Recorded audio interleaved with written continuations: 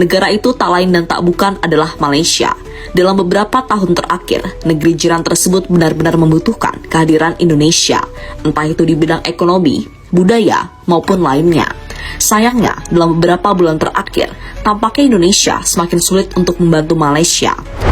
Misalnya mengenai ekspor beras yang selama ini telah dilakukan antar kedua negara.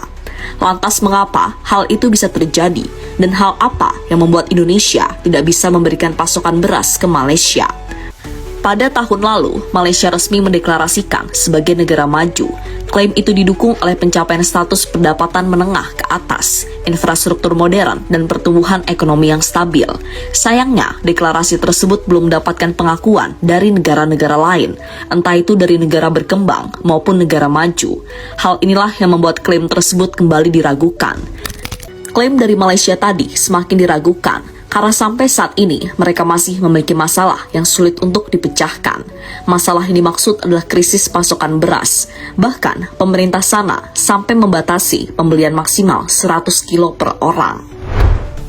Untungnya masih ada Indonesia yang selama ini bisa diandalkan oleh Malaysia.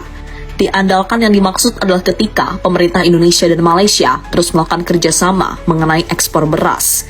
Bahkan kerjasama tersebut sudah dimulai sejak tahun 1970, terutama ketika Indonesia mencapai swasembada beras. Pada tahun-tahun tersebut, produksi beras dalam negeri memang tidak hanya mencukupi kebutuhan nasional, tapi juga memungkinkan Indonesia untuk mengekspor beras ke negara lain, termasuk Malaysia. Ekspor ini menjadi simbol keberhasilan pembangunan sektor pertanian Indonesia di mata internasional. Dan itu terus berlanjut sampai sekarang, sehingga Malaysia benar-benar bergantung kepada Indonesia.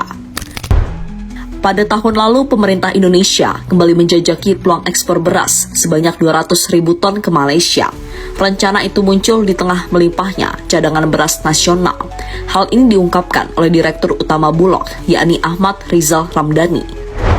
Bahkan, kemarin salah satu direktur kami juga diminta berangkat ke Malaysia karena ada permintaan impor beras tidak kurang dari 200.000 ton. Ini cukup besar jumlahnya. Nah, sekarang sedang dijajaki. Mudah-mudahan bisa memberikan peluang ekspor kita ke negara-negara tetangga kita demikian, kata Ahmad Rizal dikutip dari CNN. Malaysia tawar murah beras dari Indonesia. Sayangnya, setelah bertemu dengan pihak Malaysia, Indonesia mengalami kendala soal kerjasama ekspor tadi. Kendala yang dimaksud adalah mengenai harga yang belum disetujui oleh pihak Malaysia. Ahmad Rizal Ramdhani mengatakan, pembahasan dengan Malaysia saat ini masih tertahan oleh proses tawar-menawar harga. Sementara dari sisi kualitas, ia menyatakan Malaysia sudah cocok dengan beras Indonesia.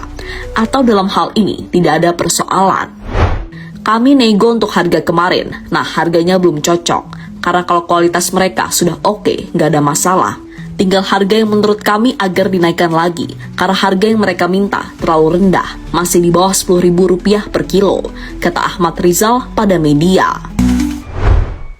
Wajar jika Indonesia masih menahan untuk mengekspor beras ke Malaysia, karena harga yang ditawarkan dari pihak sana dapat dikatakan sangat murah.